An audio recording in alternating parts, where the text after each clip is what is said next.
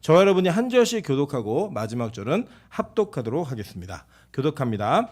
너희 안에 이 마음을 품어라. 곧 그리스도 예수의 마음이니 그는 근본 하나님의 본체시니 하나님과 동등됨을 취할 것으로 여기지 아니하시고 오히려 자기를 비워 종의 형체를 가지사 사람들과 같이 되셨고 사람의 모양으로 나타나사 자기를 낮추시고 죽기까지 복종하셨으니 곧 십자가에 죽으심이라. 이러므로 하나님이 그를 지극히 높여 모든 이름 위에 뛰어난 이름을 주사 하늘에 있는 자들과 땅에 있는 자들과 땅 아래에 있는 자들로 모든 무릎을 예수의 이름에 꿇게 하시고 합독합니다. 모든 입으로 예수 그리스도를 주라 시인하여 하나님 아버지께 영광을 돌리게 하셨느니라. 아멘. 네, 우리 주변에 있는 분들에게 이렇게 한번 인사하도록 하겠습니다. 당신 때문에 하나님이 우왕청심원 드셨습니다. 네. 네. 오늘 원래는 화요일만 오시던 우리 온라인 성도도 갑자기 목요일도 오셔가지고요. 말로는 다음 주 걸 땡겨서 왔다고 얘기하시지만 매일 오실 믿음의 한 걸음을 더 진보하셨으리라 믿고 있습니다. 아멘. 그리고 갑자기 또 우리 서림이도 주일날 잘 안 오는데 목요일 또 왔습니다. 하나님 은혜 가운데 이게 모르는 사람들, 기대하지 않았던 사람들이 쑥쑥 들어오는 은혜가 계속 이뤘으면 좋겠습니다. 제가 이제 그 올 초에 기도했거든요. 하나님 올해에는 좀 우리 새신자를 좀 많이 보내주십시오. 그래서 아마 이제 약속되기로는 돌아오는 주일에 5명의 새신자가 옵니다. 그래서 저희가 너무 한꺼번에 하나님 많이 보내시면 감당하기 힘드니까 저렇게 순차적으로 보내달라고 이제 얘기는 해야 될 텐데 우리가 하나님께서 주시는 은혜 가운데 교회 예배를 통해서 그 예배만으로 하나님의 은혜가 있다라고 하는 것을 좀 보여주는 교회가 되고 싶습니다. 여러분 그 일을 위해서 계속 힘써 주시고 기도해 주셨으면 좋겠습니다. 네, 오늘은 그 교리 설교입니다. 삼위일체 제2위이신 성자 예수님을 함께 배워보고 나누는 시간을 갖도록 하겠습니다. 제가 지금 이 교리 설교를 하면서 제일 노력하는 게 뭐냐면 교리가 여러분에게 딱딱함이 되지 않기를 되게 소망합니다. 왜냐면 이제 보통 저도 이제 학교를 다닐 때 이제 신학교에서 배우는 것 중에 하나가 조직 신학을 배우거든요. 이 조직 신학이 거의 교리라고 보시면 됩니다. 이 교리 조직 신학은 항상 이 그 스트레스가 있어요. 어떤 스트레스가 있냐면 이게 시험에 나와야 되기 때문에 나오는 거기 때문에 외워서 써야 된다라는 스트레스를 가지고 공부를 합니다. 저는 개인적으로 이 교리적인 그 정리들이 굉장히 저에게는 좀 적성에 맞았던 것 같아요. 그래서 교리 시간이 어렵진 않았는데 이거를 이렇게 뭔가 써야 된다라는 그 압박감은 항상 시험 기간이 되거나 시험 기간에 대비하는 차원에서는 항상 이 긴장감이 있었던 것 같아요. 그런데 제가 나중에 이제 설교자가 더 설교를 많이 하는 목사가 되어서 설교를 오랜 시간 동안 하다가 다시 교리책을 펼쳐보게 되니까요. 제 안에 바뀌어진 게 있더라고요. 어떻게 바뀌어졌냐면 예전에는 교리가 뭔가 외워가지고 원리를 기억해야만 하는 내용들이었거든요. 그런데 설교를 오랜 시간 하면서 하나님이 어떤 분이신지를 제가 더 많이 알게 된 다음에 교리를 보니까 이 교리는 외워야 되는 게 아니라 내가 알고 있고 믿고 있는 것을 더욱더 명확하고 명쾌하게 만들어주는 정리된 문장이었어요. 저는 그게 너무 감격이었던 거예요. 그래서 지금은 교리가 저에겐 딱딱함이 아닙니다. 오히려 이 교리의 유연함과 이 교리가 주는 명쾌함은 어떤 느낌이냐면 여러분이 가장 잘 이해하실 느낌. 그 돼지갈비, 양념 돼지갈비를 정말 많이 먹은 이후에 사이다 한 잔을 싹 마시는 느낌. 무슨 느낌인지 아세요? 네, 깔끔하게 정리돼요. 공감하는 사람도 크게 없고. 제가 민전사님한테 얘기했거든요. 내일 우리 민전사님 기도해 주세요. 내일 소개팅 하는데 제발 내가 크게 웃지 말아라. 크게 웃지 말아라. 그때 자기는 그게 안 된다니까. 일단 크게 웃지 말고 너한테 빠지게 한 다음에 웃어라. 이렇게 얘기를 했습니다. 우리 크게 웃지 않도록 기도해 주셨으면 좋겠습니다. 어쨌든 그렇게 시원하게 뭐가 정리되는 느낌 있잖아요. 그런 느낌이 있는 내용이에요. 그리고 마찬가지입니다. 그래서 저는 우리 교회에서도 교리 설교로 막 딱딱함 이게 아니라 예수님이 이런 분이셨구나. 맞아. 내가 알고 있는 분이 이런 분이었지. 이런 것들을 정리해가는 시간이었으면 좋겠습니다. 사실 우리 기독교는 그리스도 즉 예수라고 하는 그 예수님을 중심으로 하나님과의 관계가 맺어졌기 때문에 여러분이 듣고 있는 많은 교리의 내용과 설교의 내용과 모든 내용 가운데 제일 많이 익숙하고 빠지지 않는 그 하나님이 바로 성자 하나님이신 예수 그리스도입니다. 그래서 이 예수에 대한 부분들을 제가 총 3시간에 걸쳐서 하려고 하는데 4시간이 될 수도 있을 것 같아요. 지난 시간에 우리 3개가 밀려가지고 좀 밀렸습니다. 그래서 이게 진도가 중요한 게 아니라 어떤 성도님이 저한테 얘기하더라고요. 우리 교회는 진도가 중요한 게 아니라 찬찬히 설명 좀 해달래요. 제가 너무 말이 빨라가지고 이해를 못하겠대요. 그래서 찬찬히 설명하는 거에 제가 좀 집중하면서 나아가 보도록 하겠습니다. 그래서 이 그리스도는 우리 기독교 신앙의 모판입니다. 여러분이 내가 그리스도인이다라고 얘기하시잖아요. 그 메시아를 믿고 있는 사람이다라고 기독교인이다라고 할 때 그 모든 게 다 메시아를 믿고 있다라고 고백하는 거예요. 그리고 그 메시아가 누구예요? 바로 예수라고 하는 하나님께서 이 땅에 오시는 모습이었다라고 얘기합니다. 그래서 우리 삼위일체 개념은 이미 한번 살펴본 내용이지만 삼위일체는 설명할 수 있는 교리가 아니에요. 삼위일체는 우리 인간 세상에 무언가 비슷한 게 있으면 비슷한 걸 비유로 들어 설명을 하잖아요. 근데 한 번도 경험해보지 못한 일이고 반복되지 않는 일이에요. 그래서 이거는 그냥 진리로 받아들이는 거지 그거를 이게 이해하는 게 아닙니다. 뭐 예를 들면 여러분 지구가 허공에 떠 있는 거 아시죠? 허공에 그냥 떠 있잖아요. 그걸 어떻게 설명해요? 과학자도 아무도 설명 못해요. 설명을 못하고 그냥 있는 현상을 뭐예요?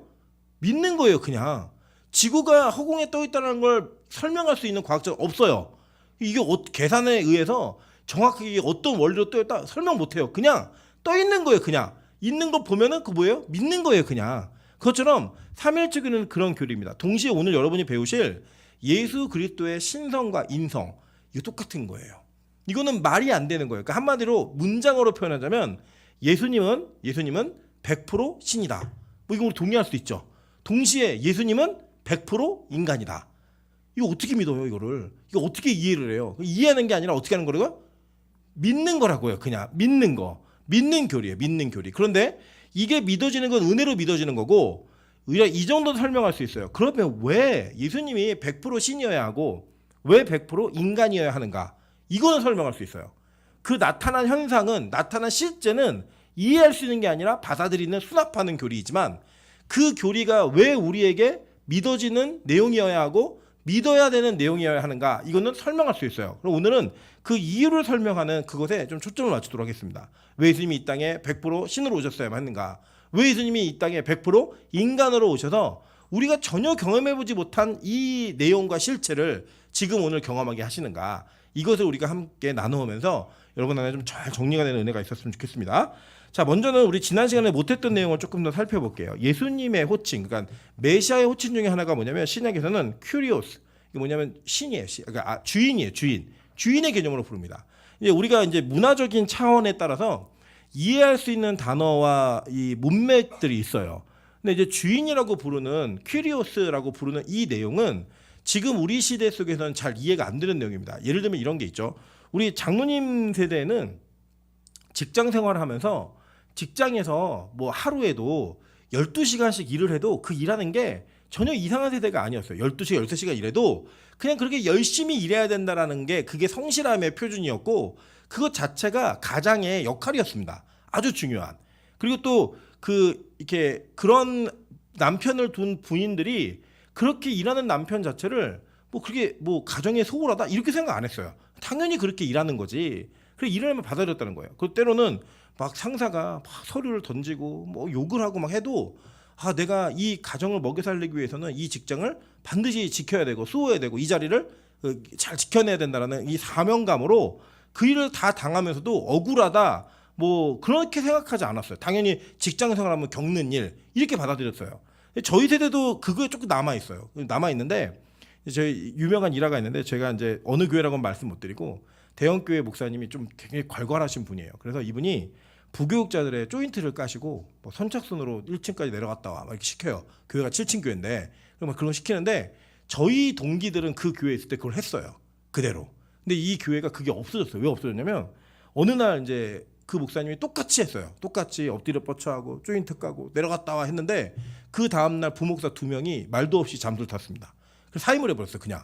왜냐 30대 초반의 두 목사가 그냥 없어져 버린 거예요. 그러니까 이게 문화가 다르니까 이렇게 하면 안 되겠구나. 이렇게 이제 바뀌어지게 된 거죠. 그런 것처럼 이 당시에 성경에서 말하는 주인이라고 부르는 그 주인은 로마 시대의 주인의 개념을 포함하고 있습니다. 그러니까 우리가 지금 가지고 있는 뭐 이거 물건 누구 거야? 이게 물건 제 거야? 네가 주인이야? 이런 개념이 아니고요. 주라고 부를 때는 그 당시에 모든 생사 여탈권을 다 가지고 있는 절대자적 위치에 있는 갑과 을의 관계인 거예요. 네. 그러니까 이 주인이라고 하는 것은 하나님의 통치권을 인정하는 호칭이었어요. 그 당시에는. 그러니까 주님이라고 부르면서 내 주여 이렇게 부르는 성경의 장면들이 나오잖아요. 그때 그 당시에 자신을 얼마나 낮춰야지만 그렇게 부를 수 있는가. 그건 여러분 되게 큰 염두를 해두셔야 돼요. 오늘 이번 주도 이 출애굽기 설교가 이 종례에 관한 법이거든요. 네, 그걸 보면서 또 거기서 복음이 또 발견되는 거예요.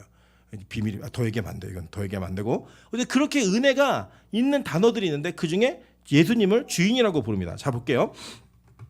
마가복음 12장 35절부터 37절입니다. 예수께서 성전에서 가르치실세 대답하여 이르시되 어찌하여 서기관들이 그리스도를 다윗의 자손이라 하느냐. 다윗이 성령에 감동되어 친히 말하되 주께서 내 주께 이르시되 내가 내 원수를 내 발 아래 둘 때까지 내 우편에 앉았으라 하셨도다 하였느니라. 다윗이 그리스도를 뭐라고 했대요? 주라 하였은즉 어찌 그의 자손이 되겠느냐 하시니 많은 사람이 즐겁게 듣더라라고 얘기합니다. 자, 그러니까 뭐냐면 다윗의 직분이 뭐였죠? 왕이었잖아요. 그 당시에 왕보다 더 높은 사람이 어디 있어요? 그 사회 체계에서 그 사회 체계의 왕이 환상 속에 그 계시 속에 주인을 본 거예요. 누굴 봤냐면 예수님을 본 거예요. 그분을 주라고 불렀을 때 다윗의 자손이라고 얘기하는 것에서 끝나면 안 된다라는 이야기 해주시는 거예요. 지금. 그러니까 예수님이 다윗의 혈통을 따라 온 것은 맞아요. 그런데 그 다윗의 혈통을 따라 온 것이 거기에서만 끝이 아니라 이미 다윗 이전에도 계셨던 분이라는 거예요. 그래서 다윗이 그 예수에게 주라고 불렀다라는 설명을 하는 겁니다. 그러니까 이 주님은 어떤 시대 속에만 존재했던 그런 주님이 아니라 주인의 모습이 아니라 전 인류의 역사 가운데 우리가 상상할 수 없는 개념으로 계셨던 주인이시라는 거예요. 그리고 여러분 명심하십시오. 그냥 여러분 자체가 하나님의 소유된 백성이에요. 주인이 그분이라고요. 그걸 잊지 않아야 된다는 거예요. 그리고 예수님이 우리를 그렇게 자녀 삼아 주신 우리의 주인 되어 주신 하나님이시다. 이걸 보는 거예요.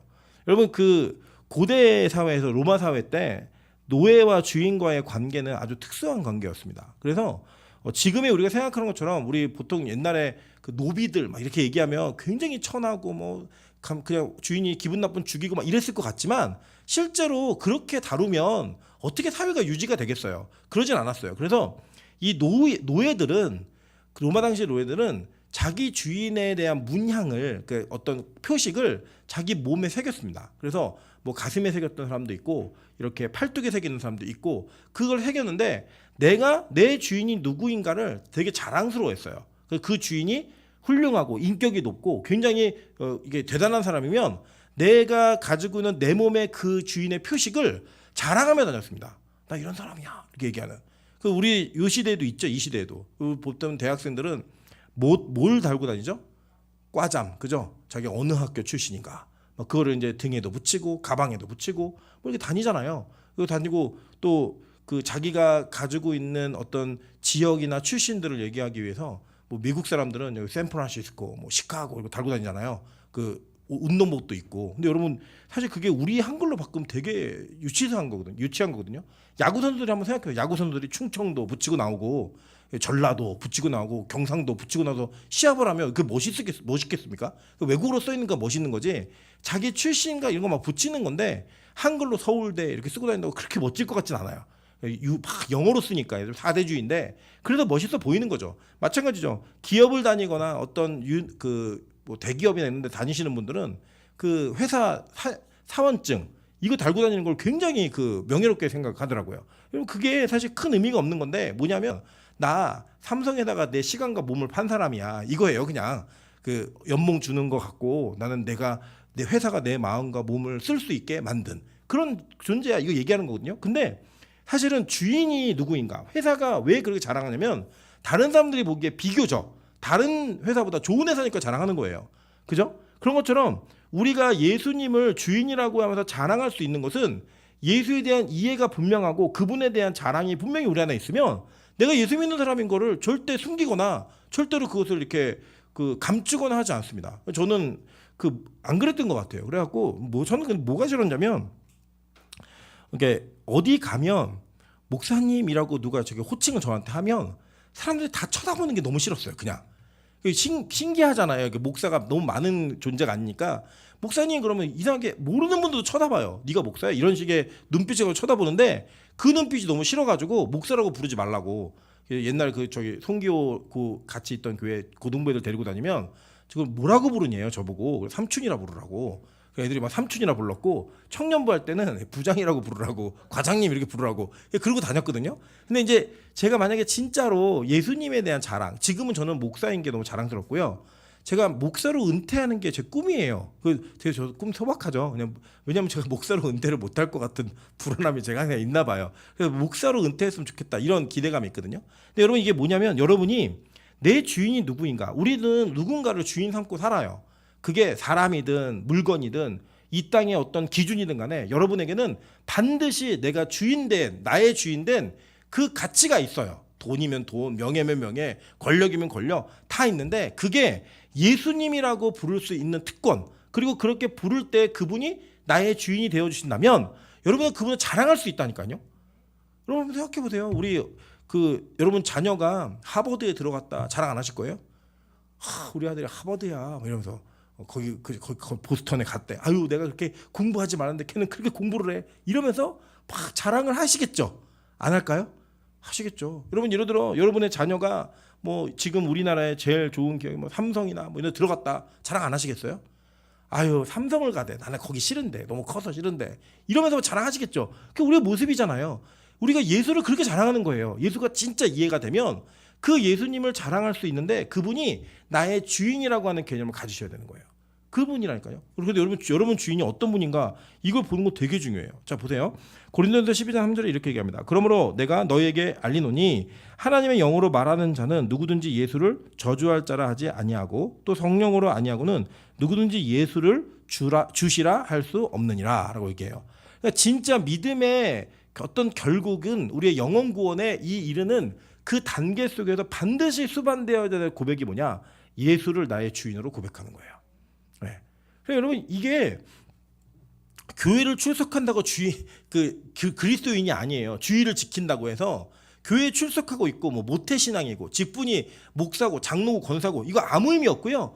진짜 그분이 나의 주인이어야 돼요. 여기 이 당시에 주인은 어떤 존재냐면요. 그냥 시키면 시킨 대로 하는 거예요. 시키면 시킨 대로 하는 거예요. 진짜로. 제가 이제 들어보면요. 진짜 이게 보스된 기질이 있는 사람들이 있어요. 정말 리더십이 타고난 카리스마가 있는. 그래서 그 사람의 2인자, 3인자, 뭐 그 사람의 실제로 그 영역 아래에 있는 걸 너무 좋아합니다. 너무 사람들이 좋아하고 그 사람들이 명령하고 무언가를 이야기했을 때 그거를 기쁨으로 하더라고요. 기쁨으로. 여러분 그런데 우리가 나의 주인이 예수라고 하는 그 고백을 한다면 우리에게 주어지는 예수를 통해 주어지는 모든 하나님의 말씀은 우리 기쁨이 되어야 돼요. 예, 우리가 정말 주인이신 그분을 온전히 섬기면. 근데 그게 안 된다? 그건 뭐예요? 아직 여러분은 예수로 믿지 못하는 거예요. 그러니까 오히려 이 시대는 예수님의 주인인 분들이 많아요. 내가 원하고 뜻하는 대로 예수님이 하셔야 돼. 이거 안 하면 예수가 아니야. 어떻게 되냐? 무조건 내가 원하는 대로 하는 분이 계셔야지만 그게 예수인 거예요. 여러분 절대 그렇지 않습니다. 우리는 예수님이 원하는 대로 해야 되는 사람들이에요. 주종관계가 분명하다고요. 그래서 바울은 수도 없이 고백해요. 내가 그리스도의 노예다라고 고백을 합니다. 우리 한글 성경에 종이라고 되어 있잖아요. 왜 종이라고 되어 있냐면 이 성경이 번역돼서 우리나라에 들어오긴 과정 속에 영어 성경이 지대한 영향을 끼쳤습니다. 근데 영어가 그 남북 전쟁을 통해서 노예 해방이 나타나잖아요. 그 노예 해방이 나타날 때 이 주종 관계를 설명하는 그 구조 속에 노예라는 단어를 좀 이렇게 금기시했어요. 안 쓰는 방향으로. 그런데 그게 이제 영어로는 원래 슬레이브가 맞는데 서번트로 번역을 해가지고 이제 그 어떤 계약 관계의 종 이렇게 여기지만 실제 헬라어인 둘로스는 노비예요, 노비. 우리식으로 얘기하면 원래 성경은 나는 그리스도의 뭐 종이다 이게 아니라 나는 원래 그리스도의 노비다 이게 맞아요. 우리나라 한글로 그대로 의역을 해서 의미를 좀 담자면 난 노비야. 노비가요 자기 맘대로 일을 해요? 아니에요. 노비는 계획 없어요. 노비에게 무슨 계획이 있어요? 주인이 야 물 떠와라. 그럼 자기가 무슨 일 하고 있다가도 주인이 잠깐만요 이렇게 얘기 안 해요. 물 뜨러 그냥 가는 거예요. 그냥 하느님 너 어디까지 갔다 와. 그러면 나도 힘든데요. 그런 게 어디서? 그냥 갔다 오는 거예요. 그냥 그게 노비의 모습이었다고요. 그 시대로 물론 지금은 우리가 그렇게 못 살죠. 시대가 바뀌었기 때문에. 근데 그 시대는 그 사는 게 너무 지극히 당연했던 거예요. 그래서 그 관계를 설명하는 관계 속에 이 사회 구조 속에 있는 주인과 종의 관계를 지금 바울과 성경은 그대로 가지고 와서 예수 그리스도와 우리와의 관계를 주종 관계로 설정해 버리는 거예요. 예수님 우리 주인이십니다. 그리고 호칭하고 있는 거예요. 마지막으로 볼까요? 다윗은 하늘에 올라가지 못하였으나 친히 말하 이르되 주께서 내 주에게 말씀하시기를 내가 내 원수로 내 발등상이 되게 하기까지 너는 내 우편에 앉아 있으라 하셨도다 하였은즉 그런즉 이스라엘 온 집은 확실히 알지니 너희가 십자가에 못 박은 이 예수를 하나님이 주와 그리스도가 되게 하셨느니라. 구분하죠, 그죠? 그리스도는 뭐였어요? 메시아. 주는 주인이에요, 주인. 그리고 이 퀴리오스라고 하는 이 고백은 신학적 개념에서는 왕이라고 여겨지는 개념과 똑같은 비슷한 개념이에요. 통치자 이런 개념, 나의 전체의 소유자, 이걸 고백하는 고백이었다라고 보시면 됩니다. 자, 그러면 그 주인이신 예수 그리스도가 어떤 성질을 갖고 있나, 뭐 성질 부리지 마 이런 게 아니고 어떤 캐릭터가 있는가, 이걸 얘기할 때 첫 번째는 그리스도의 신성입니다. 이거는 좀 받아들이기 쉬우세요. 왜 쉽냐면 예수님이 하나님이다라고 얘기하는 건 우리 익숙하시잖아요. 이게 굉장히 쉬운 개념이에요, 우리에게는. 예수님은 하나님이신데 여러분이 이 하나님을 어떻게 이해하셔야 되냐면 예수 그리스도의 인성과 같이 연합해서 이해하셔야 돼요. 무슨 말이냐면 이렇게 볼까요? 제가 오늘 이제 오전에 점심 때 선교사님을 이렇게 만나서 식사를 나누면서 그 선교사님 조카를 만났어요. 조카를 만났고 이제 막 대화를 나누다가 무슨 얘기를 막 하다가 선교사님이 알고 있는 유명한 사람 얘기가 막 나오는데 이 조카가 공감을 못하는 거예요. 왜냐면 나이 차이가 워낙 많이 나니까. 그래서 제가 알고 있는 유명한 사람을 얘기했더니 엄청 호기심이 있어하는 거예요. 그게 뭐냐, 두 사람이었는데 하나는 첫째는 이제 이나영이라는 탤런트 배우 아시죠? 제 친구인 거. 그 친구라 그랬더니 깜짝 놀라는 거예요. 그러면 원빈의 부인이 이나영이 맞냐요? 맞다고. 그리고 어떻게 아니에요? 그래서 중고등부 생활을 같이 했다. 지금도 연락하네요. 연락처는 있는데 연락을 안 한다. 그러더니 너무 신기하는 거예요. 그 말을. 그러니까 그 내용을 가지고 얘기할 때, 내가 알던 그 TV에 나오는 이나영이 내가 아는 분의 친구네? 이게 신기한 거예요. 그리고 여러분 기억나시겠지만 우리 교회에 정인성이라고 하는 그 울산현대 축구 코치가 왔다 간 적이 있어요. 기억은 못 하시겠지만. 근데 그 친구가 어떤 친구냐면, 그 유소년 때 그 스페인으로 축구 유학을 가가지고 메시 아시죠? 메시하고 같이 룸메이트를 쓰던 친구예요. 우리 교회 왔었어요. 같이 와가지고 이제 대화도 안 하고 밥도 먹고 갔는데 그 얘기를 했더니 얘가 축구 또 광인가 봐요. 기절하는 거예요. 기절. 우와, 내가 알고 있는 그 정인성 선수가 목사님이 아는 제자의 남편이라고요? 이러면서 깜짝 놀라는 거예요. 그래서 그 아버지가 우리 하늘문 기도원에 계셨고 막 얘기했더니 너무 신기하는 거예요. 그리고 그게 뭐냐면 잘 보세요. 예수님을 그냥 저 멀리 있는 초월자이신 신으로만 이해하시잖아요. 그 여러분은 그냥 멀리 있기 때문에 그분이 신인지 이렇게 이해를 하세요. 근데 이분이 우리와 똑같은 시험을 받으셨던 인간이다라고 생각을 하시면 이거는 조금 더 다른 차원의 문제인 거예요. 나랑 똑같은 분이 하나님이야? 오히려 여기에서 시험에 걸려 넘어질 수도 있어요. 아니, 하나님이 어떻게 인간과 똑같을 수가 있어? 그런데 그 똑같은 인간이 하나님이셔라고 하는 고백은 우리로부터 나온 게 아니라 같이 있었던 제자들에게 나왔던 고백이에요. 그리고 이게 얼마나 귀한 고백이냐면 잘 생각해 볼게요. 여러분, 예수님이 화장실 갔다라는 얘기 못 보셨죠? 근데 제자들은 봤을 거예요. 그 눈으로 봤어요. 제자들은 예수님 화장실에 가시는 것도 봤고요. 때로는 예수님이 설사가 나셨을까요? 뭐 상상을 해보면 예수님 급하게 막 화장실에 뛰어가는 것도 봤을 거고, 설교하는 도중에 막 트름도 하시고 이런 것도 봤을 거고, 뭐 피곤해갖고 주무시는 것도, 조는 것도 보시고 봤을 거예요. 그러니까 그걸 본 사람들이, 심지어는 예수의 형제들인 우리 야고보서는 예수님의 동생이 쓴 성경입니다. 그 동생이 자기의 형이었던, 인적으로는 형이었던 그 예수를 하나님이라고 고백하는 그 믿음은요, 얼마나 신기하고 놀라운 믿음이며 우리가 공감할 수 없는 믿음인가 한번 보셔야 되는 거예요.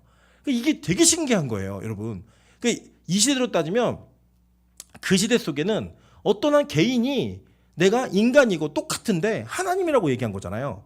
지금으로 따지면 이단들이 맨날 그걸 놀린 거예요, 자기들이. 이만희가 왜 하나님인지 이거 얘기하는 거예요, 자기들이. 왜 정명석이 하나님인지 얘기할 때 예수도 똑같았다라는 거예요, 예수도. 너네 못 받아들였잖아, 그 시대도. 우리 지금 니들도 못 받아들이는 거잖아. 근데 그것들은 다 가짜예요. 왜냐면 예수님을 성취했기 때문에 더 이상 그런 일은 벌어지지 않아요, 더 이상은. 근데 그 성취되신 그 예수님은 그 시대에 얼마나 오해를 받았고 얼마나 신기한, 그 이해하기 힘든 개념이었겠어요. 근데 그 고백이 성경에 되어 있는 거예요. 그러니까 우리는 그 차원으로 돌아가서 그 고백을 해야지만 제자들과 같은 고백을 하는 거예요. 그래서 예수님을요, 자꾸 저 멀리 있는 초월자로 만드시면 안 돼요. 그런 분이기도 하시지만 동시에 내 옆에 계시는 하나님이기도 하신 거예요. 인간이신 하나님. 그 개념이 있어야 되는 거예요. 그 개념을 같이 연합하여서 이 신성과 인성에 대한 부분들을 한번 살펴보도록 하겠습니다. 먼저 하나님의 그리스도의 신성이에요. 시편 45편 6절부터 7절입니다. 하나님이여 주의 보좌는 영원하며 주의 나라의 규는 공평한 규인이다. 왕은 정의를 사랑하고 악을 미워하시나니 그러므로 하나님 곧 왕의 하나님이 즐거움의 기름을 왕에게 부어 왕의 동료보다 뛰어나게 하셨나이다 라고 얘기해요. 근데 이 왕들 중에도 혹시 뛰어난 왕이라고 얘기를 하는 거예요. 시편에. 그 고백을 이미 예수를 경험한 자들이 하고 있는 거예요. 구약에 있는. 자, 계속 볼게요. 다니엘 7장 13절부터 14절 보겠습니다. 내가 또 밤 환상 중에 보니 인자 같은 이가, 여기서 인자는 뭐냐면 사람의 아들이라는 뜻이에요. 그러니까 사람의 아들 같은, 그러니까 사람 같은 이가 하늘 구름을 타고 와서 옛적부터 항상 계신 이에게 나아가 그 앞으로 인도되매 그에게 권세와 영광과 그 나라를 주고 모든 백성과 나라들과 다른 언어를 말하는 모든 자들이 그를 섬기게 하였으니 그의 권세는 소멸되지 아니하는 영원한 권세요 그의 나라는 멸망하지 아니할 것이니라 라고 얘기해요. 다니엘이 예수를 보고 한 내용인데 하늘로부터 사람의 아들처럼, 그러니까 우리가 똑같은 사람이 내려왔다는 거예요. 근데 그 사람이 사람으로 끝나는 게 아니라 영원한 나라의 통치자다라고 얘기하는 거예요. 예수님이 신약에서 일부러 인자가 자신을 그렇게 호칭하면서 다니엘에 있는 그 100% 인간과 100% 신인 그 하나님의 개념을 가지고 오는 거예요. 그대로. 자, 계속 볼게요. 요한복음 1장 1절부터 5절입니다. 태초에 말씀이 계시니라. 이 말씀이 하나님과 함께 계셨으니 이 말씀은 곧 하나님이시라 신이라. 그가 태초에 하나님과 함께 계셨고 만물이 그로 말미암아 지은 바 되었으니 지은 것이 하나도 그가 없이는 된 것이 없느니라. 그 안에 생명이 있었으니 이 생명은 사람들의 빛이라. 빛이 어둠에 비추되 어둠이 깨닫지 못하더라. 이 말씀이 누구예요? 예수님이잖아요. 근데 이 예수님이 하나님과 함께 계셨는데 이 하나님과 함께 계셨던 그분이 창조주라는 거예요. 그 창조주, 그러니까 뭐예요? 예수님은 이 땅을 창조하신 분인 거예요. 그래서 예수님이 그 맹인을 고치실 때, 실로암으로 눈을 씻어가는 맹인을 고치실 때 뭘 하시는지 잘 보시면 침을 뱉어서 진흙을 이기셔가지고 눈에다 바르세요. 기억나시죠? 왜 그러냐면 하나님이 인간을 뭘로 지으셨죠? 흙으로 빚으셨단 말이에요. 그 행위를 하나님이 미니어처처럼 보여주고 완전하지 않은 자의 눈에다가 흙으로 빚으신 그 진흙을 바르셨을 때 그의 눈이 깨끗하게 회복되어지는 그걸 보는 거예요. 그럼 이게 뭐예요? 창조의 개념인 거예요. 인간을 창조한 하나님이다. 이것을 인간의 모습으로 신의 모습을 그대로 보여주고 있는 거예요. 그래서 그것이 이 하나님 예수님이 이 땅의 창조주이고 모든 만물의 창조주라는 것을 보여주고 있는 사건 속의 한 사건인 겁니다. 그 예수님이 그렇게 사역을 하고 계신 거예요. 그리고 그럼에도 불구하고 예수님은 이 땅에 오신 인간이지만 동시에 창조주다. 그리고 그는 빛이었다. 어둠에 오셔서 어둠을 밝게 비추는 빛이었다라고 성경이 지금 우리에게 증명하고 있는 거예요. 이게 누가 쓴 거예요? 요한복음이니까. 요한은 누구예요? 예수를 3년 반 동안 쫓아냈던 제자예요. 그 제자가 함께 먹고 마시고 누웠고 즐겁게 있었고 이랬던 그 모든 것들을 다 경험한 이후에 그분이 창조주이신 하나님이시라고 고백하는 거예요. 이게 고백되어야 되는 거예요. 계속 볼게요. 요한복음 1장 13절 14절 그리고 18절입니다. 이는 혈통으로나 육정으로나 사람의 뜻으로 나지 아니하고 오직 하나님께로부터 난 자들이니라. 말씀이 육신이 되어 우리 가운데 거하심에 우리가 그의 영광을 보니 아버지의 독생자의 영광이요 은혜와 진리가 충만하더라. 18절 볼게요. 본래 하나님을 본 사람이 없으되 아버지 품속에 있는 독생하신 하나님이 나타내셨느니라 라고 얘기해요. 자, 그러니까 성부는 볼 수 있어요, 없어요? 없어요. 그런데 구약에 그럼 여호와를 만났고 하나님을 봤던 모든 사람들은 누굴 본 거냐면 그러니까 아버지 품속에 있는 독생하신 하나님이 나타내셨느니라. 그 형상을 본 거예요. 그래서 여러분 우리가 하나님의 형상을 따라 만들어졌잖아요.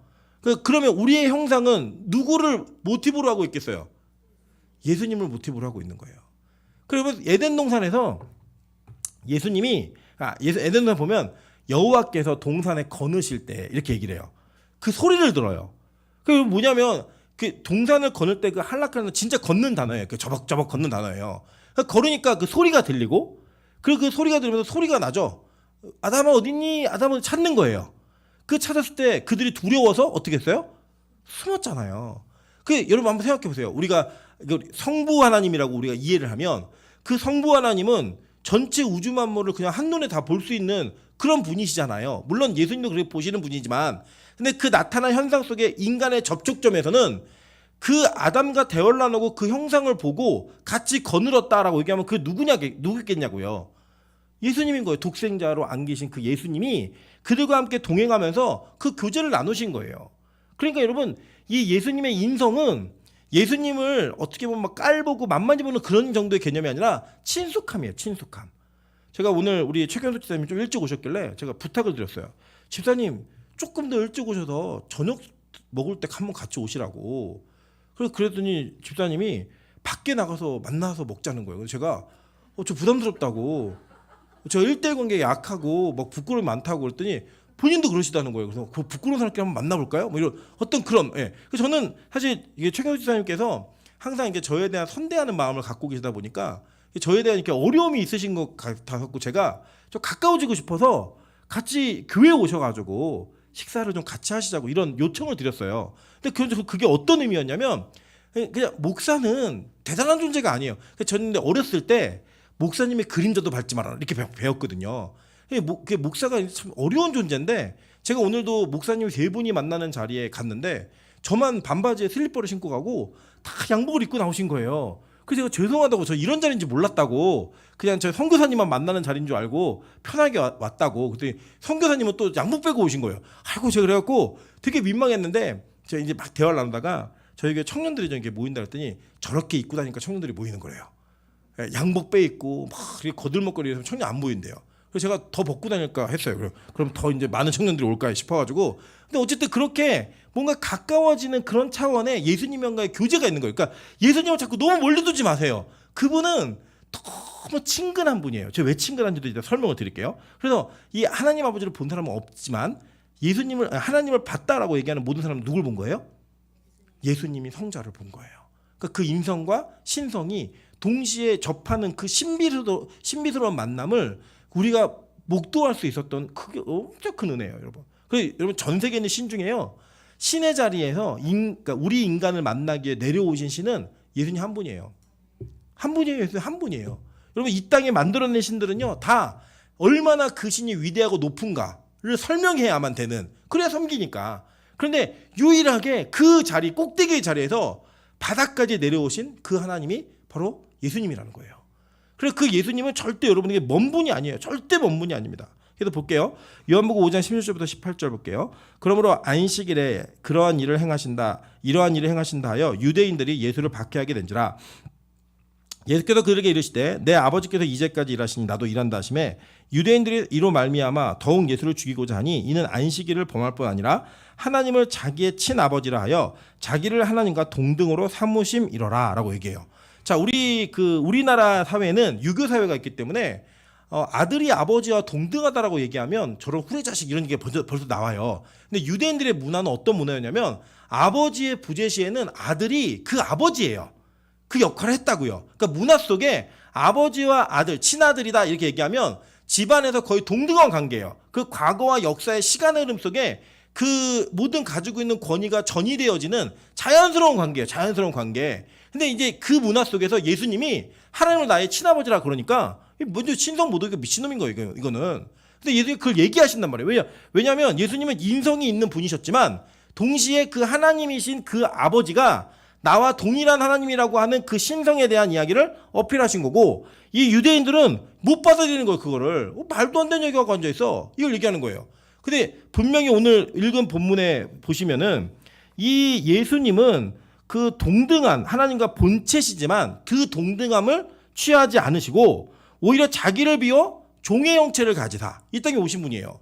그 자기를 내려놓음으로 오신 분이지 그것 자체가 어떤 예수님의 그 열등한 하나님보다 열등한 이런 관계가 아니라는 거죠. 그럼에도 불구하고 예수님이 이 땅에 오셔서 내가 아버지와 동등한 분이다라고 얘기했을 때 유대인들 반란이 일으키는 거예요. 안 되는 거예요. 그들이 볼 때는. 말도 안 되는 얘기하지 마. 이렇게 얘기를 해요. 자, 그래도 여러분 이게 이제 지금 신성을 강조했지만 제가 신성만 강조하지 않고 인성의 그 기반을 두고 강조했습니다. 같이 한번 또 인성의 그 신성의 기반을 두고 인성을 강조해 볼게요. 그러면 자, 요한복음 8장 44절에서 46절입니다. 너희는 너희 아비 마귀에게서 났으니 너희 아비의 욕심대로 너희도 행하고자 하느니라. 그는 처음부터 살인한 자여 진리가 그 속에 없으므로 진리에 서지 못하고 거짓을 말할 때마다 제 것으로 말하나니 이는 그가 거짓말쟁이요 거짓의 아비가 되었습니다. 내가 진리를 말함으로 너희가 나를 믿지 아니하는도다. 너희 중에 누가 나를 죄로 책잡겠느냐. 내가 진리를 말하는데도 어찌하여 나를 믿지 아니하느냐라고 이야기합니다. 자, 여러분 잘 보세요. 우리 출애굽기 보시면 하나님이 율법을 선포할 때 그 목소리가 너무 웅장하고 너무 두려워서 사람들이 직접 말하지 못하게 했어요. 그죠? 하나님 제발 모세 하나님 직접 말 못하게 네가 대신 듣고 와서 말해줘. 그러면 우리가 믿으면서 다 들을게. 이렇게 얘기를 했다고요. 근데 이 땅에 오신 예수님은 분명한 신성이 있었음에도 불구하고 사람들과의 대화를 통하여 진리를 말하세요. 그 진리를 듣고 이 사람들이 그걸 듣고서 판단을 해요. 그러니까 이게 뭐냐면 이 땅에 내려오셔서 인간이 알아들을 수 있고 인간이 알아들어야만 하는 그 진리의 말씀을 인간의 수준에서 전하신 거예요. 그런데 뭐가 없느냐? 여기 보면 너희 중에 누가 나를 죄로 책잡겠느냐? 똑같은 인간인데 뭐가 없어요? 죄가 없는 거예요. 그러니까 이게 인성이 기반이 되어 있지만 그 인성 안에 신성, 그러니까 이거는 동전처럼 딱 뗄 수 없는 관계이기 때문에 뭘 딱 떼가지고 공부할 수 있는 게 아니에요. 인성과 신성은 붙어 있는 거예요. 그냥. 근데 이게 인성이 기반이 돼서 신성이 나오고 신성이 기반이 돼서 인성이 나오기 때문에 우리가 알고 있는 그 차원과는 조금 더 다른 차원으로 이해를 하셔야 돼요. 그러니까 저 위에 있는 신 맞죠? 그런데 그분이 우리와 함께 인간이었다는 거. 그걸 이해하셔야 되고 근데 그 인간이었으면 만만해? 아니에요. 그분은 죄로 책잡을 것이 없는 분이셨다라고 얘기해요. 자, 고린도후서 5장 21절입니다. 하나님이 죄를 알지도 못하신 이를 우리를 대신하여 죄로 삼으신 것은 이렇게 얘기해요. 죄를 알지도 못했대요. 인간이 어떻게 죄를 알지도 못해요? 율법 보셨잖아요. 그죠? 우리 이번에도 성경 공부할 때 질문이 나왔는데 모세가 돌판을 깎잖아요. 돌판을 깎아서 올라가잖아요. 그 돌판을 깎고 돌을 다듬는 거는 뭘 상징한다 그랬죠? 우리의 인본, 우리의 노력을 상징한다 그랬잖아요. 그 깎은 돌을 가지고 산에 올라갔더니 그 깎은 돌판 위에다가 하나님이 하늘에서부터 직접 하나님이 그것에 글을 새기셨어요. 율법을. 그러니까 이건 신본이죠. 하늘로부터 신본. 그 신본에 새겨진 글들을 보니까 이 율법을 지킬 사람이 있어요, 없어요? 없는 거예요. 그 자기의 노력과 인본이 신본과 만나는 그 접점이 되었을 때 우리는 우리가 죄를 지을 수밖에 없는 인간이구나라고 하는 한계를 누릴 수밖에 없는 거예요. 여러분, 그래서 제가 오늘도 저는 항상 제가 이제 저 자신을 얘기할 때 막 쓰레기 뭐 이런 표현을 많이 하잖아요. 근데 저는 새롭게 와서 어떤 목사님이 나오셨는데 자기를 뭐라고 표현했냐면 자기 걸레래요. 자기는 걸레 조각 같은 인생이래요. 자기가. 저는 그걸 들으면서 나보다 더 복음의 진리를 깊게 깨달은 분이 계시는구나. 제가 도전을 받았어요. 저는 쓰레기, 걸레 같은 쓰레기 이게 붙일 거예요. 이게 뭐냐면 우리 인간의 모습이 진짜 하나님의 앞에 그 신 앞에 딱 갔을 때 그 죄 없는 분 앞에 가면요. 여러분 가까이 가면 가까이 갈수록 더 두려운 거예요. 예를 들면 왜 이럴 수 있잖아요. 여기에 연예인이 한 명 서 있다. 뭐 요새 이쁜 연예인 누구 있어요? 장원영. 그래 뭐 저희 민정사님은 신세대니까 전 누군지 모르지만 장원영이 여기 서 있다. 그 여러분 멀리서 볼 때는 어제 뭐 키 크고 힘을 건 애가 서 있네. 이 정도 개념일 거예요. 근데 점점 가까이 오면 가까이 올수록 어떤 느낌이냐 부끄러운 거예요. 자신이. 야, 이 얼굴로 저길 가야 되나? 나는 오징어인데 나는 쭈꾸미인데 뭐 이러면서 엄청 괴로움이 있는 거죠. 가까이 가면 가까이 갈수록. 그런 느낌 안 드세요, 여러분? 예를 들어 사진을 찍는데 장원영이 얘기하는 거죠. 민정사님 옆에 와서 찍으세요. 그리고 갈 것 같아, 안 갈 것 같아요? 어떻게 가요, 그거를? 그 오징어 같은 얼굴로 가까이 가면은 자기는 저 뒤에 서 있는데 얼굴 더 커요. 네. 더 큰 얼굴이 막 나타나는 뭐 그런 현상이 있으니까 우리가 그렇잖아요. 잘생긴 사람, 유명한 사람 이런 사람들 가까이 가면 나의 초라한 모습이 더 초라해질까봐 부끄러운 거 아니에요? 그게 바로 우리 인간의 모습인 거예요. 근데 이 하나님의 모습은 너무나 순결하고 죄가 없어갖고 그분들 가까이 가면 가까이 가서 여러분의 죄된 모습이 너무나 이게 드러나는 거예요. 그러니까 이게 그 드러나는 모습 속에서 나는 정말 쓰레기입니다. 어쩔 수 없이 한계를 보는 거예요. 근데 여러분 그게 뭐예요? 그 이후에 그걸 해결하시는 분은 죄가 없으신 그냥 하나님의 100% 신본으로 만들어진 자연석. 리빙스톤 산도를 가지고 지은 제단 그곳에서 예배를 드릴 때 그 하나님의 100%의 은혜로 말미암아 이 모든 죄악의 결과가 해결된다라는 걸 보여주는 거예요. 얼마나 멋있어요. 예수님이 이 땅에 오신 이유가 그거라니까요. 그 모습이 그대로 나타나는 거예요. 계속 볼게요. 자, 히브리서 4장 14절부터 16절입니다. 그러므로 우리에게 큰 대제사장이 계시니 승천하신 이 곧 하나님의 아들 예수시라. 우리가 믿는 도리를 굳게 잡을지어다. 우리에게 있는 대제사장은 우리의 연약함을 동정하지 못하실 리가 아니요 모든 일에 우리와 똑같이 시험을 받으신 이로되 죄는 없으시니라. 그러므로 우리는 긍휼하심을 받고 때를 따라 돕는 은혜를 얻기 위하여 은혜의 보좌 앞에 담대히 나아갈 것이니라 라고 얘기해요. 여러분 이제 제가 경험해보니까 이런 경험이 있더라고요. 제가 정말 어려운 생명을 더 이상 유지하지 못하겠다라는 그 바닥을 딱 경험하니까요. 누가 그 시기에는 저 어떤 느낌이 있었냐면 누가 힘들지 힘내 이런 얘기하면 제 안에 무슨 마음이 나오는 줄 아세요? 네가 뭘 알아 이게 나와요. 예. 여러분 예를 들어 한번 생각해보세요. 정말 막 예쁘고 정말 잘생긴 사람들이 야 얼굴이 다가 아니야. 그럼 우리 무슨 생각이 들겠어요? 네가 그런 말을 해? 이런 느낌이 들겠죠. 여러분 저는 예를 들어서 저는 뚱뚱한 사람들하고 얘기를 잘해요. 왜냐면 제가 뚱뚱하기 때문에 그 고통이 뭔지 알아요. 왜 발로 옷을 집어서 올리는지 우리 알아요. 숙이는 게 너무 힘든 거예요. 다시 피는 게 너무 힘든 거예요. 그 고통을 알아요. 그래서 뚱뚱한 사람이 뚱뚱한 사람한테 뭐라고 얘기하는 거는 별로 상처가 되질 않아요. 그죠? 근데 뭐는 상처되냐면 정말 날씬하고 몸매 관리 많이 하는 사람이 막 우리한테 막 비난하고 너 뚱뚱하지 돼지야 막 이러면 그게 막 너무 막 비수처럼 막 마음에 꽂히는 이런 아픔이 있어요. 그런 아픔이. 여러분 근데 만약에 예수님이 인간이 아니셔가지고 우리 인간의 아픔과 고통을 몰라요. 그런데 죄 짓지 말래요. 얼마나 열받아요. 니는 신이잖아. 니 신이니까 그러지. 우리는 니가 해봤어? 뭐 이런 드는 거죠. 니가 이상한 거 해봤어? 일주일 굶어봤어? 어떻게 빵을 안 훔쳐? 뭐 이런 느낌이 드는 거죠. 그 제가 참 감사한 게 뭐냐면 저는 제가 암 경력이 있잖아요. 그러니까 암 환자들에게 막 이렇게 얘기를 할 때 그분들이 저도 암 환자여서 그러면 되게 그 제가 하는 말의 위로에 따뜻함을 느끼세요. 그 암이 여러분 별거 아닌 암 같아도요. 병원 의사가 암입니다라고 할 때 그 싸늘한 느낌은요. 여러분 경험 못 해보셨잖아요.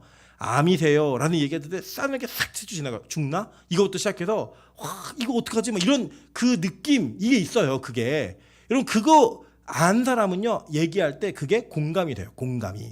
네.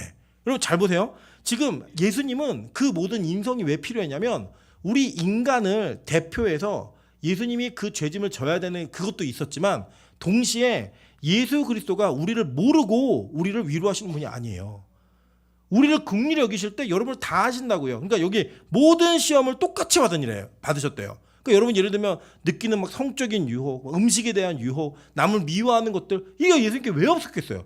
다 있으셨다고요. 근데 그거를 다 뛰어넘어서 죄책이라고 하는 것에 걸리지 않는 그 예수님이 되셔야지만 또 그 신성이 나타나야지만 우리를 대신해서 죄를 질 수 있으니까 그 일을 하신 거예요. 그러나 동시에 그 예수님은 그 모든 죄악의 그 역경과 고난의 통로를 다 통과했다 안 통과했다? 통과하셨다. 그래서 아시는 거예요. 그래서 여러분 예수님의 위로는 여러분을 몰라서 모르는 상태에서 하시는 위로가 아니에요. 하나님의 위로는 우리의 사정을 모르시는 분이 아니라 하나님이 예수님이 저대보세요 이렇게 하시느냐 그렇게 얘기할 수 없어요. 똑같이 그걸 경험하신 분이기 때문에. 그래서 볼게요. 요한복음 12장 27절부터 28절입니다. 지금 내 마음이 괴로우니 라고 얘기해요. 예수님 마음이 괴로웠던 시기가 있었다는 거예요. 뒤에 보니까 무슨 말을 하래요. 아버지 나를 구원하여 이때를 면하게 하여 주옵소서. 그러나 내가 이를 위하여 이때에 왔나이다. 아버지여 아버지의 이름을 영광스럽게 하옵소서 하시니 이에 하늘에서 소리가 나서 이르되 내가 이미 영광스럽게 하였고 또 다시 영광스럽게 하리라 하시니. 그러니까 예수님이 십자가를 당하실 때 그 느낌은 우리가 상상할 수 없는 스트레스와 고통이 있었던 거예요. 그래서 예수님 마음이 괴로울 정도로. 여러분 한번 우리 그런 일을 안 당해봤지만 사형수가 사형의 날짜를 알면 살 수 있을까요? 저는 더 일찍 죽을 것 같아요. 그러니까 모르니까 사는 거예요. 그냥 모르는데 어느 날 갑자기 몇 번 나와 얘기할 때 그 느낌, 그 싸늘한 느낌이 잠깐 있으니까 사는 거죠. 너 몇 날 며칠 몇 시에 사형한다. 이 정해져 있으면요 얼마나 무섭겠어요 그 시간이. 근데 예수님 그걸 아셨던 거예요. 그 아는 공포, 그 두려움을 다 견디며 이겨내신 거예요. 괴로우셨지만 그걸 이겨내신 거예요. 아버지 내가 이때로 왔다면 내가 하겠습니다. 그리고 그 십자가의 고통의 그 고통은 죄에 대한 죽음과 사망에 대한 공포예요. 누가 그렇게 무서운데요? 우리가 그 무서움이 있는 거예요, 여러분. 여러분 생각해 보세요. 여러분 지금 솔직히 말씀드리면 죽을 날짜를 모르니까 아무 두려움 없이 사시는 거잖아요. 그죠? 안 그러세요? 여러분 시한 보라고 한번 생각해 보세요. 몇 날 못 산다, 며칠 못 산다, 뭐 손자 못 본다, 이런 장가 시집 못 간다, 이런 죽음의 시기가 정해졌다면 얼마나 두려우시겠어요. 근데 그 두려움을 예수님이 감당하시고 품어내시고 이겨내신 거예요. 그래서 우리로 하여금 그 사망의 권세로부터 건져내기 위해서 예수님의 인성은 꼭 필요했어요. 한번 볼까요? 히브리서 2장 14절부터 15절입니다. 자녀들은 혈과 육에 속하였음에 그도 예수님이에요. 그도 또한 같은 모양으로 혈과 육을 함께 지니심은 죽음을 통하여 죽음의 세력을 잡은 자 곧 마귀를 멸하시며 또 죽기를 무서워함으로 한평생 매어 종노릇 하는 모든 자들을 놓아주려 하심이니.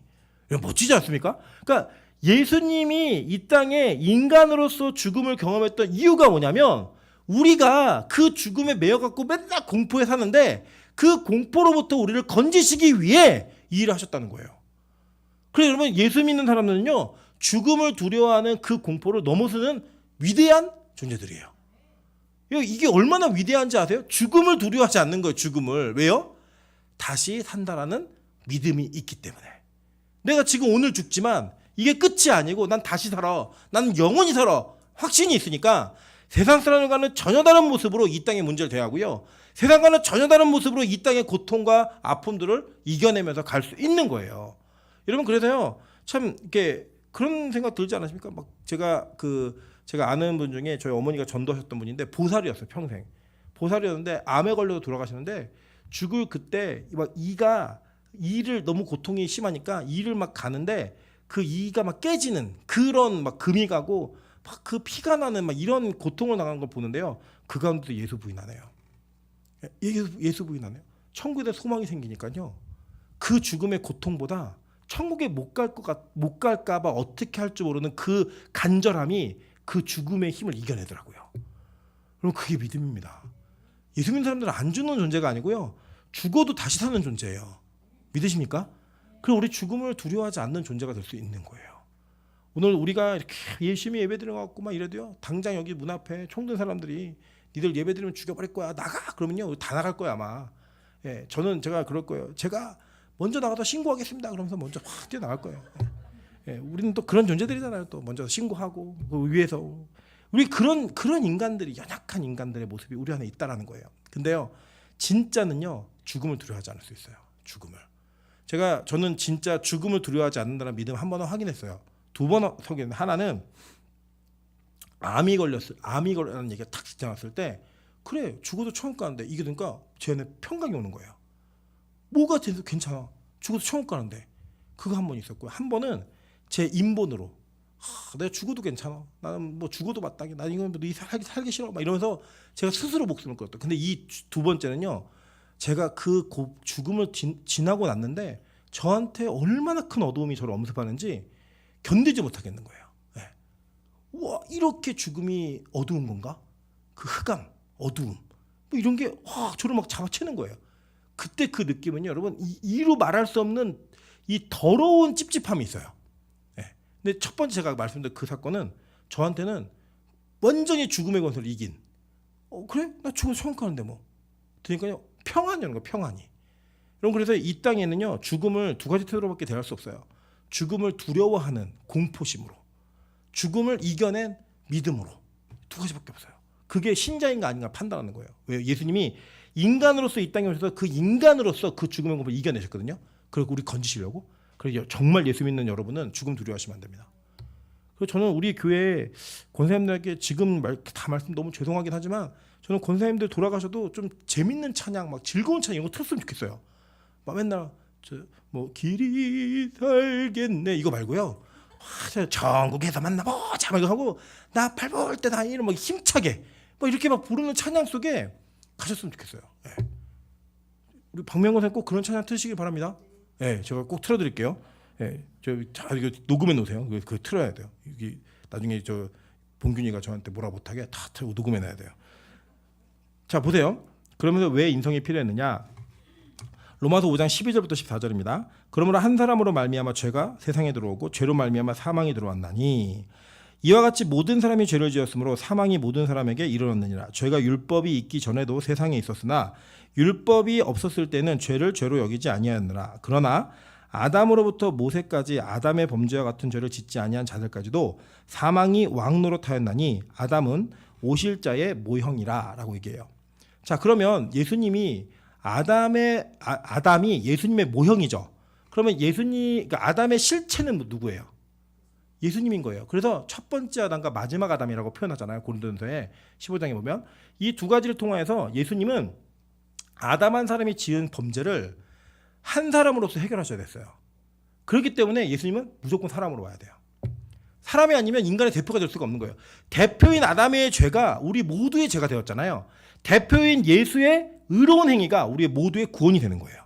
자, 계속 볼게요. 로마서 5장 15절부터 18절입니다. 그러나 이 은사는 그 범죄와 같지 아니하나니 곧 한 사람의 범죄로 인하여 많은 사람이 죽었은즉 더욱 하나님의 은혜와 또한 한 사람 예수 그리스도의 은혜로 말미암는 선물은 많은 사람에게 넘쳤느니라. 또 이 선물은 범죄한 한 사람으로 말미암은 것 같지 아니하니 심판은 한 사람으로 말미암아 정죄에 이르렀으나 은사는 많은 범죄로 말미암아 의롭다 하심의 이름이니라. 한 사람의 범죄로 말미암아 사망이 그 한 사람을 통하여 왕노릇하였은즉 더욱 은혜와 의의 선물을 넘치게 받는 자들은 한 분 예수 그리스도를 통하여 생명 안에서 왕노릇하리로다. 그러니까 그 원리 그대로 죽음과 사망에 우리가 들어온 원리 그대로 생명이 들어온다는 거예요. 그래서 예수님은 무조건 뭐 해야 돼요? 인간이어야 돼요. 죄 없는 인간. 그래야지만 죄가 있으면 예수님은 자기 죄 때문에 죽는 거예요. 죄가 없는데 그 죄가 없는 분이 죄 있는 자들을 대신해서 죽음으로 말미암아 그 의로운 행위가 많은 사람이 의롭다 하시는 생명에 이르게 했다라고 성경이 얘기하는 거예요. 이게 여러분 믿음입니다. 이게 예수 그리스도의 성질이에요. 인성과 신성. 이 두 가지는 무조건 필요한 거예요. 저는 우리 교회가 이 인성과 신성을 좀 연합해서 이해하길 바랍니다. 제가 아까 말씀드렸죠. 예수님은 저 멀리만 계신 하나님이 아니세요. 우리 곁에 계셔서 우리를 이해하시는 하나님이세요. 동시에 우리가 동일한 모든 것을 다 이해하시고 동정하시는 분이시지만 그분은 하나님이시기 때문에 죄가 없는 분이에요. 하나님과 동일한 분이에요. 이 신비는 그냥 믿는 거예요. 그냥 일어난 현상, 있는 실체를 받아들이는 거예요. 저 우리 교회가 이 믿음이 온전하게 소망합니다. 이걸 예수님의 양성이라고 얘기하는 게 인성과 신성. 이 양성을 부인하면 이단입니다. 인성을 부인하든 신성을 부인하든 그 어떤 것을 부인해버리면 무조건 이단이에요. 이거는 기독교 교회가 교회라는 이름으로 모여서 결정한 교회 공의의 결의예요. 전체 세계 모든 교회가. 지금까지 그 역사가 내려왔고요. 이것을 부정하는 단성론자들은 다 이단 취급됐고요. 이단 판정으로 끝났습니다. 저는 우리 교회가 무엇을 믿고 있는지를 정확하게 이해하셨으면 좋겠습니다. 그리고 그 이해한 그 예수 그리스도가 여러분에게 너무 멀지 않았으면 좋겠고요. 반면에 너무 만만하지도 않았으면 좋겠습니다. 그것을 위해 예수님이 이 땅에 인성과 신성을 다 가지고 오셨고 그 인성과 신성을 가지고 오신 그분이 여러분의 주인이세요. 여러분의 구원자세요. 여러분 그걸 믿으세요. 그게 우리의 가장 큰 자랑입니다. 그래서 여러분 그 믿음으로 말미암아 죽음과 사망의 것을 뛰어넘는 우리 진짜 그리스도인 되시기를 주님의 이름으로 축원합니다. 이 시간 예수 이름 높이세 우리 찬양하도록 하겠습니다. 몫으로 오신 그분이 하나님이세요. 그걸 믿었어요. 예수님 시대의 사람들이. 우리 그것을 고백하며 나아가도록 하겠습니다.